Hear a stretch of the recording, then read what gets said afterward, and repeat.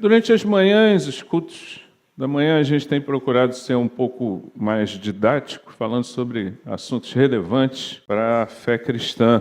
E hoje a gente vai falar sobre a revelação de Deus e sua palavra. A revelação de Deus e sua palavra. Vamos orar. Senhor, fala conosco mais uma vez, nos abençoa, nos dirige, nos dá entendimento do Espírito para compreender o significado, a relevância da Tua Palavra para as nossas vidas. Que o Senhor se revele a nós de maneira especial e nos abençoe. É o que nós pedimos em nome de Jesus. Amém. A revelação de Deus e a Sua Palavra. A revelação de Deus é a forma pela qual Deus se deixa conhecer pelo homem. Em outras palavras, Deus resolveu permitir que o homem conheça a sua existência, conheça o seu caráter, conheça a sua vontade, através dessa autorrevelação de Deus. O que a gente compreende logo de início é que é Ele que se revela a nós, e não nós que descobrimos Deus. Santo Agostinho exemplifica essa questão usando a figura da luz. Se você coloca numa sala, uma sala com uma porta, vários objetos bonitos, esculturas belíssimas, nessa sala escura, você apaga a luz da sala, você pode ter a visão mais privilegiada do mundo. Você pode ter, olhos perfeitos para enxergar de longe, de perto, top na visão. Foi o oftalmologista e está 100% a visão. Mas você não vai conseguir enxergar a beleza daqueles objetos que foram colocados na sala, porque a sala está escura. Então, Agostinho, ele conclui que a luz da revelação divina é indispensável para que nós possamos compreender a verdade. Amém? Esse cara era inteligente, né, esse Agostinho. A Bíblia fala da revelação de Deus em dois tipos, que a teologia chama de revelação geral e revelação especial, específica. A revelação geral de Deus é o conhecimento que Deus dá de si mesmo a todas as pessoas, em todos os lugares, em todas as épocas. Essa revelação geral de Deus, ela acontece através da natureza, através da própria consciência humana que tem uma sensibilidade da existência de Deus. Ela acontece através do governo do mundo criado por Deus. Mas essa revelação geral, ela não é específica, ela é limitada. O seu conteúdo não traz detalhes sobre a vontade de Deus e sobre a obra de redenção que o Senhor tem para o homem. Na revelação geral, isso não acontece. Na revelação especial ou específica, é Deus se revelando através das Escrituras. É Deus se revelando de forma clara e objetiva, através de detalhes que nos fazem compreender o seu propósito, a sua obra e a sua vontade. O processo de revelação especial de Deus, revelação específica de Deus, ele é longo e progressivo. Ele aconteceu ao longo dos anos. Deus se revela de uma certa forma no Gênesis, depois ele interage com os homens através de alianças com os patriarcas. Ao longo da história ele vai se revelando através dos reis que ele levanta, através dos profetas que surgem. Vem um tempo de hiato, um tempo em que Deus não fala mais de maneira profética, e então chega João Batista, o último profeta, anunciando a vinda do Messias, E o Messias, então, a vinda de Jesus, Jesus é a revelação final de Deus à história da humanidade. O escritor aos Hebreus, e a gente vai ler esse texto, ele vai mostrar como isso acontece ao longo do tempo. Conforme a inspiração, a orientação do Espírito Santo, esses episódios em que Deus se revela, eles são registrados e preservados nas Escrituras, para que hoje eu e você possamos ter acesso a essa revelação especial de Deus, que se completa, que se torna plena na pessoa de Jesus Cristo. A revelação de Deus, então, para nós hoje está completa. Amém? Nós não precisamos mais de uma revelação especial sobre o que Deus vai fazer no futuro, ali, amanhã, daqui a não sei quantos anos, se a Rússia é o anticristo, se os Estados Unidos é não sei o quê. Não, a revelação final já nos foi dada na pessoa de Jesus. Falando sobre revelação, então a gente falou ali sobre os tipos de revelação de Deus, é o conhecimento que Deus dá de si mesmo a todas as pessoas, de todos os lugares. Revelação especial é a revelação de Deus disponível nas Escrituras, em que ele fala claramente sobre a sua vontade e o seu propósito, e que culmina na pessoa de Jesus. A revelação de Deus para nós está completa.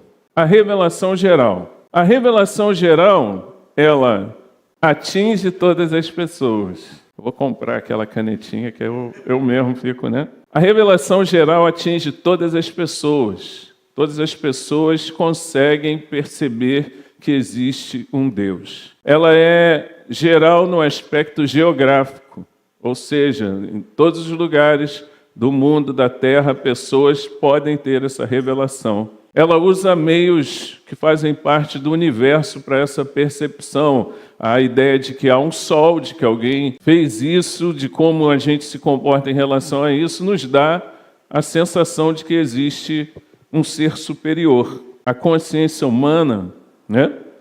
Meios da revelação geral. Deus se revela de forma geral, ou seja, para todos, através da sua criação.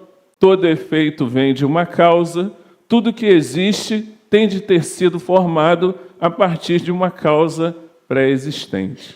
O negócio aqui já começa a complicar. Esse é o argumento cosmológico. Tive que estudar isso. Deus se revela na natureza, Romanos 1, 18. Vamos abrir a Bíblia, né? Romanos 1, 18. A ira de Deus se revela do céu contra toda impiedade e injustiça dos seres humanos, que por meio da sua injustiça suprimem a verdade. Pois o que se pode conhecer a respeito de Deus é manifesto entre eles, porque Deus lhes manifestou. Porque os atributos invisíveis de Deus, isto é, o seu eterno poder e a sua divindade, claramente se reconhecem desde a criação do mundo, sendo percebidos por meio das coisas que Deus fez. Por isso, os seres humanos são indesculpáveis.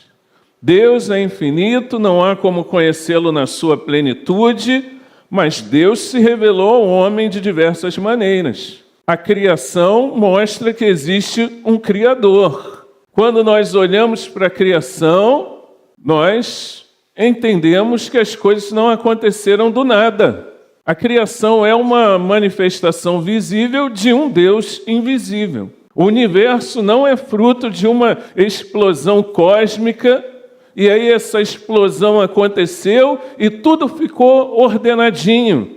Não. Não é fruto de uma evolução de bilhões de anos. Não. Quando o homem afirma isso, ele tira a majestade de Deus. O homem, ele chega ao ponto mais baixo da sua cegueira quando ele pega uma imagem, às vezes uma imagem de um animal, e diz que é Deus. Isso mostra que o homem está espiritualmente cego para as coisas de Deus. Salmo 19, abra lá, por favor. Salmo 19, versículo 1 ao 4. Os céus proclamam a glória de Deus, e o firmamento anuncia as obras das suas mãos. Um dia discursa a outro dia, e uma noite revela conhecimento a outra noite. não há linguagem, nem há palavras, e deles não se ouve nenhum som. No entanto, por toda a terra se faz ouvir a sua voz, e as suas palavras chegam até os confins do mundo. Então, sem palavra nenhuma, Deus se revela através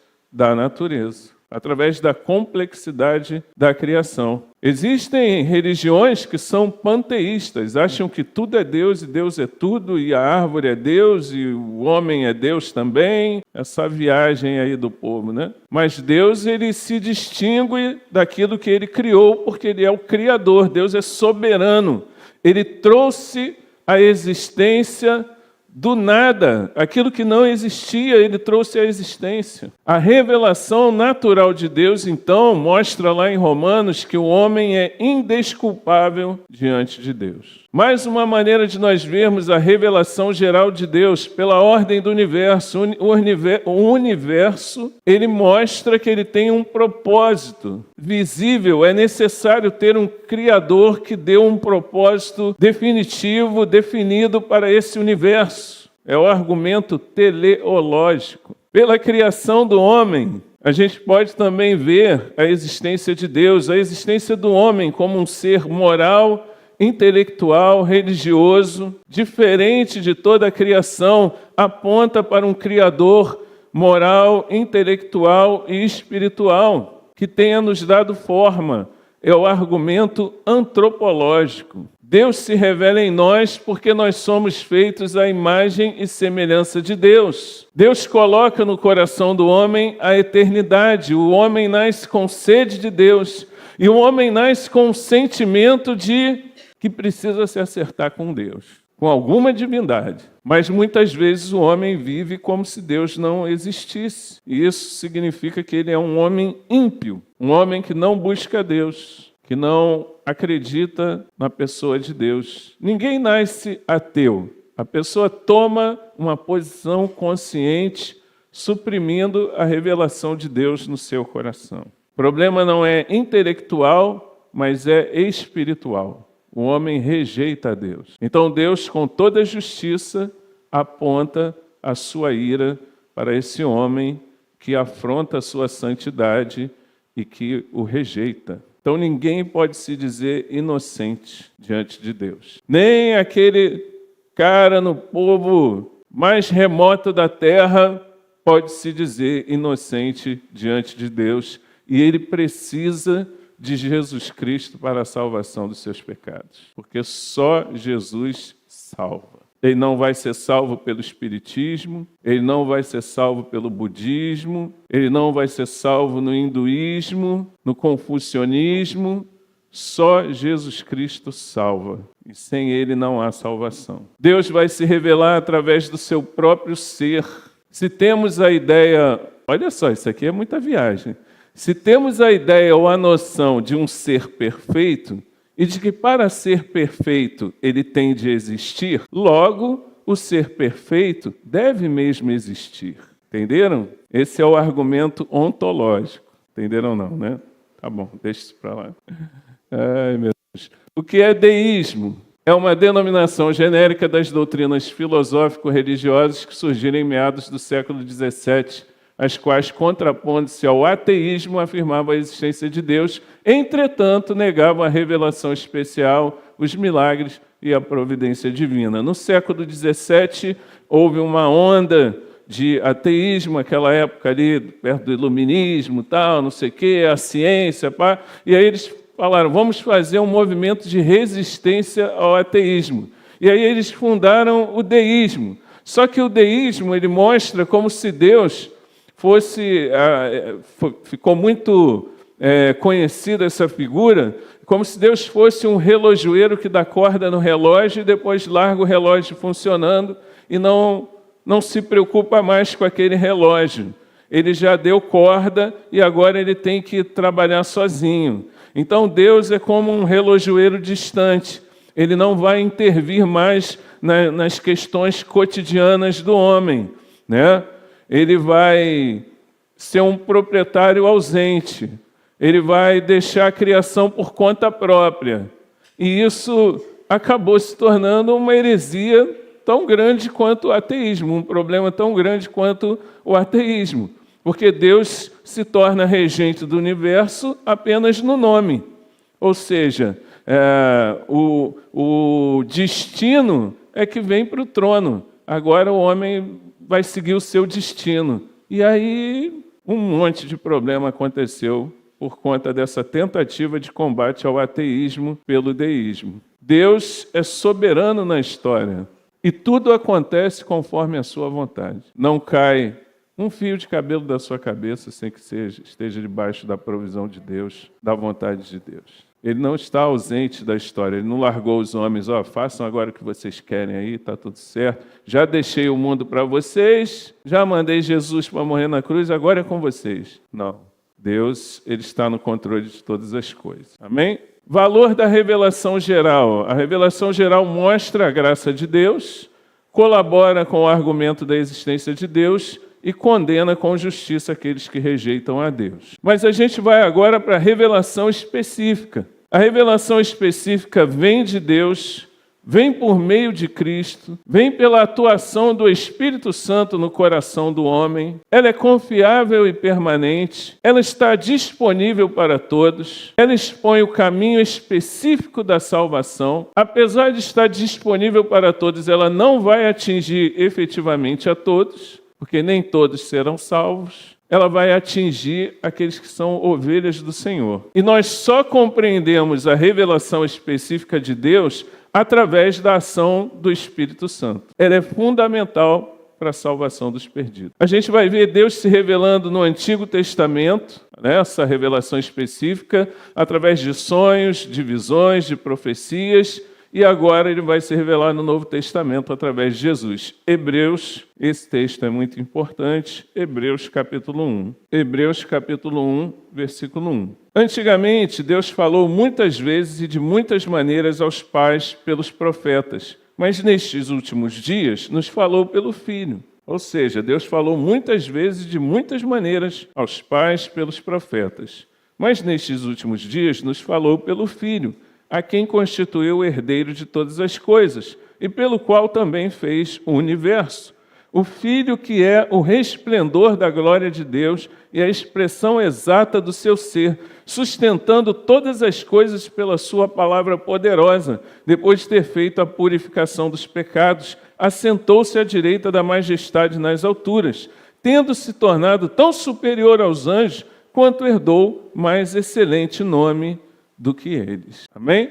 Então, tudo que existiu antes apontava para Jesus. Hebreus, a gente leu Hebreus agora na leitura da Bíblia anual, Hebreus, ele aponta, todos os itens da antiga aliança apontam para Jesus. O sacrifício, o tabernáculo, a arca da aliança, a ida à terra da promessa, a veste do sacerdote, tudo aponta para Jesus. Ele é o resplendor da glória de Deus. Deus faz, por meio de Jesus, o universo. E sem Jesus, nada do que foi feito se fez. Amém? Deus aparece a pessoas no Antigo Testamento. No Antigo Testamento nós vemos a teofania, as aparições de Deus, de Jesus no Antigo Testamento. Deus se revela de modo especial. Deus aparece através da sarça ardente, Deus se revela depois através dos profetas, e aí, como eu falei, vem 500 anos, 400 e poucos anos de silêncio, até que João vem e anuncia que o reino de Deus chegou, porque Jesus nasceu. Deus se revela de maneira especial nas Escrituras. 2 Timóteo, abra lá, capítulo 3. 2 Timóteo 3, versículo 14. 2 Timóteo 3, 14. Quanto a você, permaneça naquilo que aprendeu e em que acredita firmemente, sabendo de quem você o aprendeu, e que desde a infância você conhece as sagradas letras, que podem torná-lo sábio para a salvação pela fé em Cristo Jesus. Toda a Escritura é inspirada por Deus e útil para o ensino, para a repreensão, para a correção, para a educação na justiça, a fim de que o servo de Deus seja perfeito e perfeitamente habilitado para toda boa obra. Amém?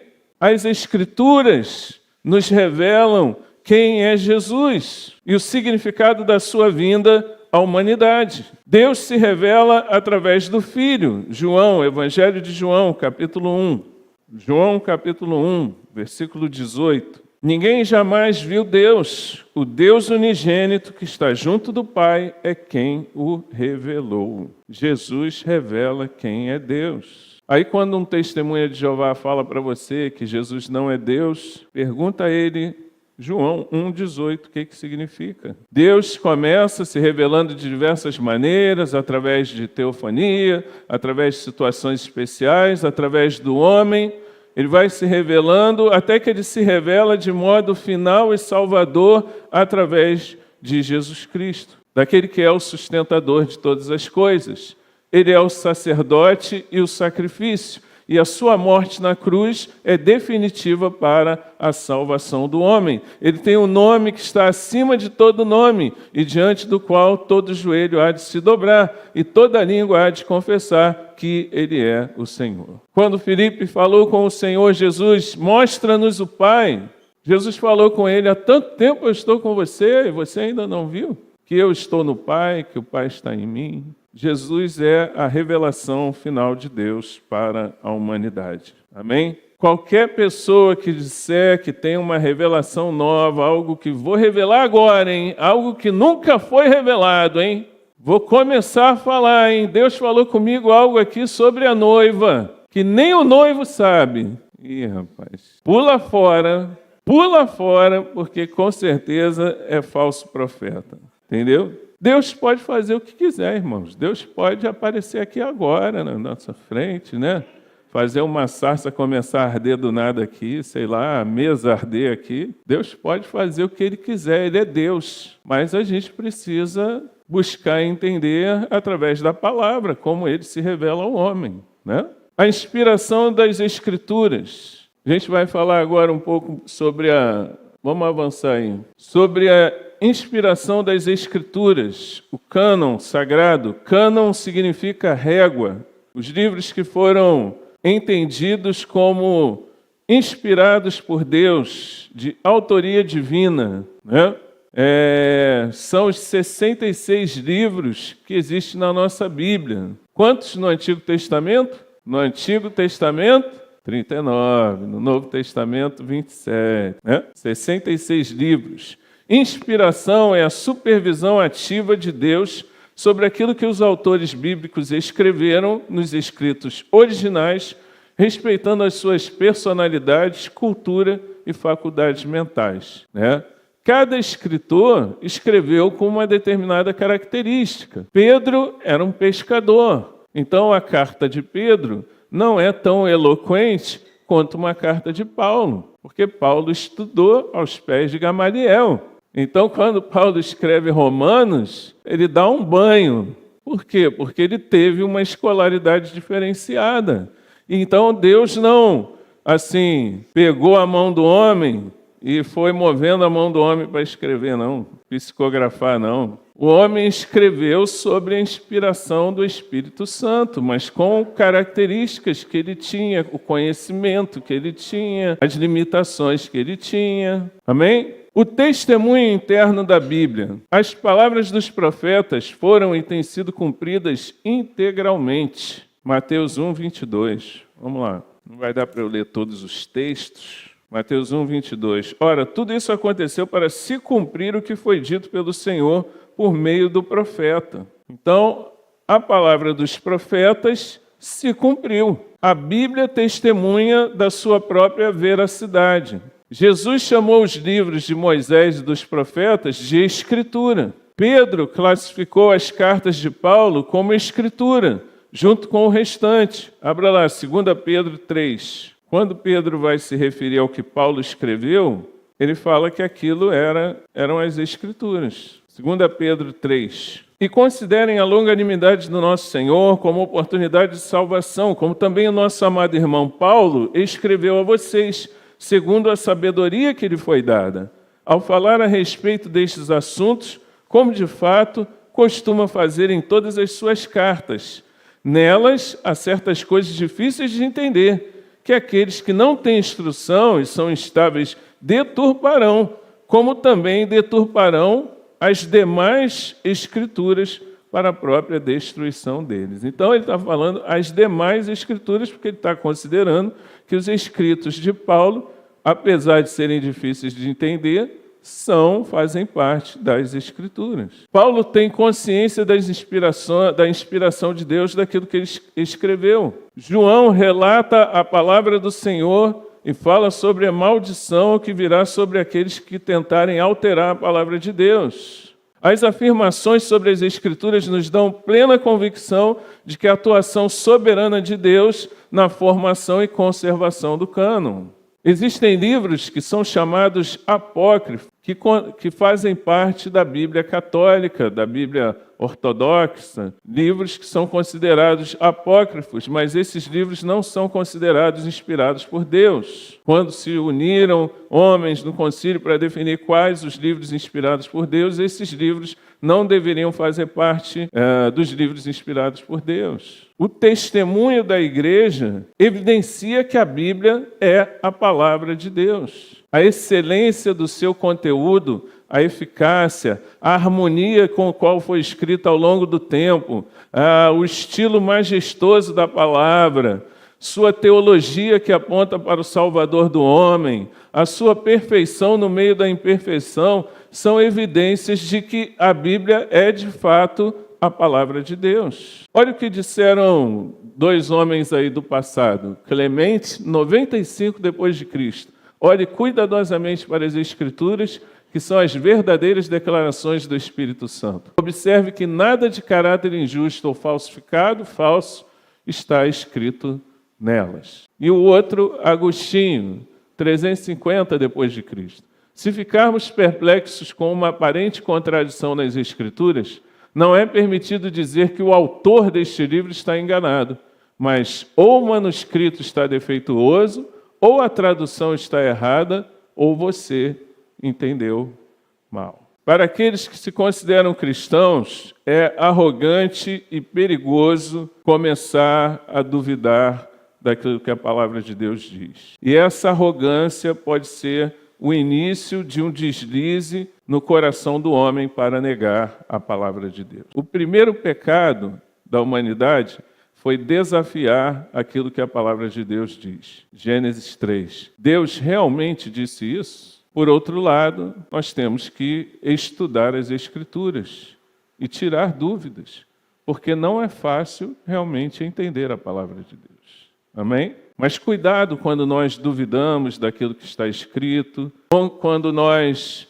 adotamos uma postura, não, lá antes, isso era na cultura, lá no passado, agora é diferente, agora não vale mais. Então cuidado quando você faz uma leitura arrogante das Escrituras. O Espírito Santo testifica em nós que ela é a verdadeira palavra de Deus. Amém? João 10, Evangelho de João, capítulo 10, versículo 35. Se ele chamou deuses aqueles a quem foi dirigida a palavra de Deus, e a Escritura não pode falhar. Amém? 1 Coríntios 2, versículo 13. 1 Coríntios 2, versículo 13. Disto também falamos, não em palavras ensinadas pela sabedoria humana, mas ensinadas pelo Espírito, conferindo coisas espirituais com espirituais. Ensinadas pelo Espírito. 1 Tessalonicenses 2, 13.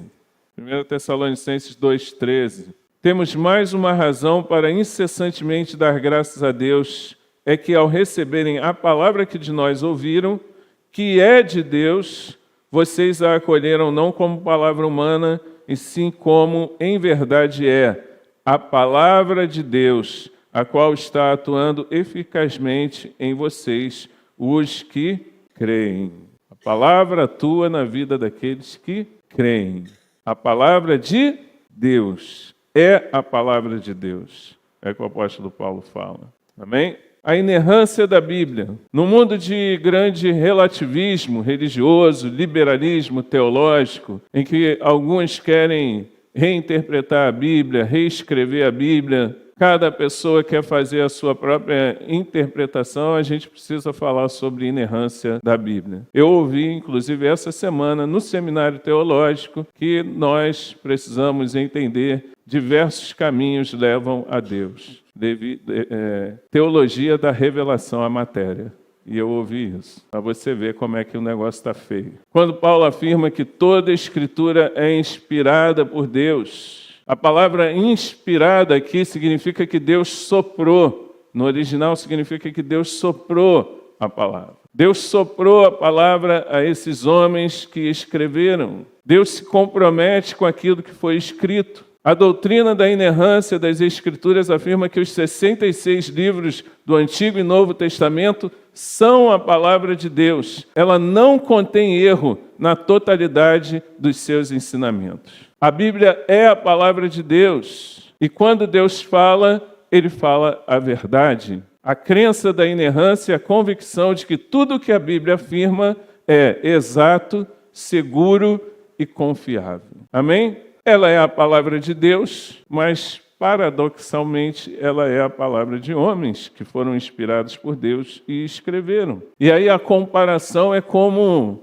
uma luz passando num vitral colorido, né, de uma catedral. A gente sabe que é luz, mas ela chega meio azulada porque ela passou no vitral. É a comparação com Deus e o escritor. Deus é a luz que está passando pelo vitral. O vitral é o escritor. A gente vai ver ela meio azulada porque aquele vitral tem uma cor azul. Nós vamos ver a luz, mas nós vamos ver a luz através de um vitral azul. Então nós vamos ver a palavra de Deus, mas nós vamos ver alguma dificuldade naquilo que foi escrito. Mas não podemos duvidar de que é a palavra de Deus, de que é Deus se revelando ao homem. A palavra de Deus não foi escrita com uma intenção científica. Não, vamos pegar todos os detalhes científicos. Porque ela não foi escrita para cientistas. A Bíblia foi escrita para crentes. Não é um tratado de ciência da natureza. Não foi escrita dessa forma, senão os crentes não iam entender.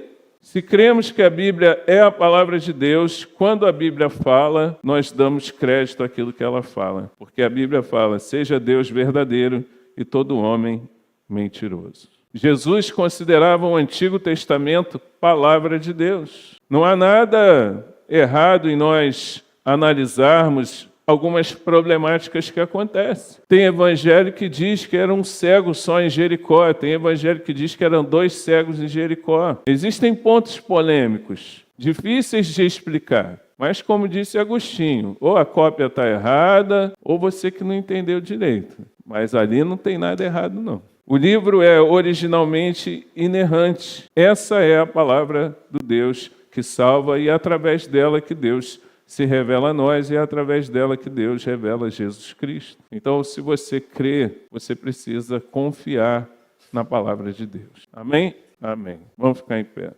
Senhor Deus, obrigado por esse domingo abençoado em que vimos algo tão importante, a Tua palavra, como inerrante, como sendo a revelação do Senhor para cada um de nós. Abre o nosso entendimento, ó Deus, para compreender a palavra do Senhor. Dá-nos alegria, prazer em estudar a palavra, que não sejamos enganados por nenhum tipo de heresia, mas possamos investigar coisas espirituais como espirituais e assim ter entendimento da palavra de Deus. E que esse entendimento nos leve à salvação em Jesus Cristo. Abençoa a vida de cada um dos meus irmãos, dando sabedoria do alto e fé para crer naquilo que a palavra nos ensina. Leva-nos, ó Deus, debaixo dos teus cuidados, nos protege nesse mundo mau e nos abençoa durante essa semana. É o que eu te peço em nome de Jesus. Amém. Deus abençoe você rica e abundantemente.